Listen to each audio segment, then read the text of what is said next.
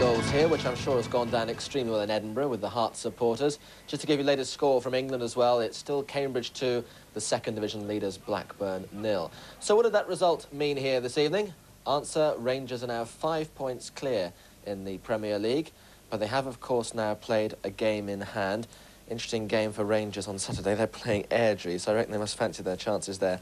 But Hearts against Celtic is not quite the easiest game they'd want to make up ground on Rangers at the top of the table. Gordon, after watching a match like that, you said that Willie Miller must be more happy than Walter Smith, but really Rangers dominated the match.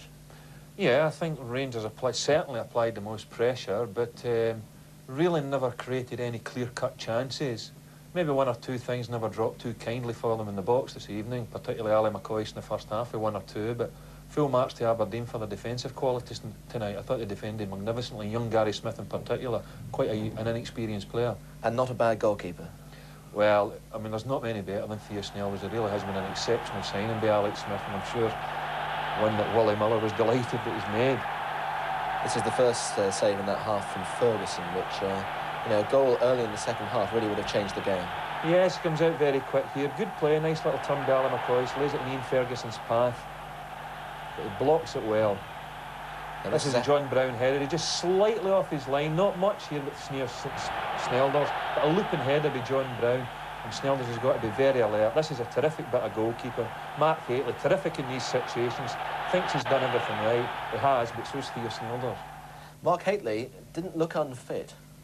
No, he looked particularly strong, considering the long layoff. I mean, he has been out for quite some time, and that's a big bonus for Rangers now to have him back fully fit in the run-in for the Championship, because I think it'll still be tight. And Nigel Spackman's got a knock in the face. There was quite a bit of a physical play in the middle of the field. It was perhaps more brutal than we might have expected. Yeah, I thought it was too physical for my liking, and I liked to see it was all too hectic and hurried. And I'd have liked to see one or two players putting their foot in the ball and try to stroke it around a bit. Rangers get Davy Robertson into the game, get Gary Stevens into the game, which they never done tonight, and that's normally a big feature in their game.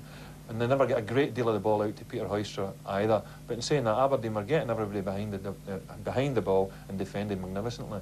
Looking forward, what do you think Willie Miller's objectives are going to be now with Aberdeen? Well, they've certainly not got a lot to go for in terms of trophies. I mean, they're out of everything. They won't qualify for European place, and of course that's something we've been accustomed to seeing Aberdeen in Europe. Well, that's not going to happen this year. I think it'll just take time to sort the players out that he wants and that he doesn't want. It doesn't matter how long players have been at Aberdeen.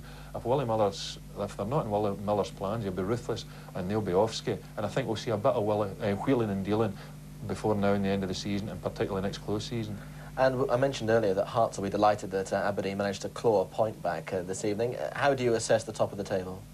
Very tight. I mean, the game in hand that Hearts have got is a tricky one, and of course, as you mentioned, they've got Celtic at Tynecastle on Saturday, which is a difficult one as well. But probably the crunch match will come here in, I think it's 6-7 weeks' time when Hearts come to Ibrox, and we could see a situation that Hearts come in here and have just got to win. They've got no alternative.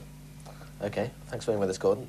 Let's mention a few other things that you can see with us on Sky over the next 48 hours or so. Don't forget, live from Anfield tomorrow night, it's Liverpool against Ipswich, the FA Cup 5th round replay, and followed by that will be the match at Upton Park, West Ham against Sunderland, 7 o'clock tomorrow evening. And of course, if you want to watch all the action in the World Cup cricket, this is the place to be. Australia against South Africa on Wednesday morning, and then on Thursday morning, England against the West Indies in Melbourne, and that really should be something you won't want to miss. Sorry we couldn't provide you with a goal here this evening, but I'm sure you'll agree there was more than enough goal mouth action. We'll see you tomorrow evening. From all of us here, good night.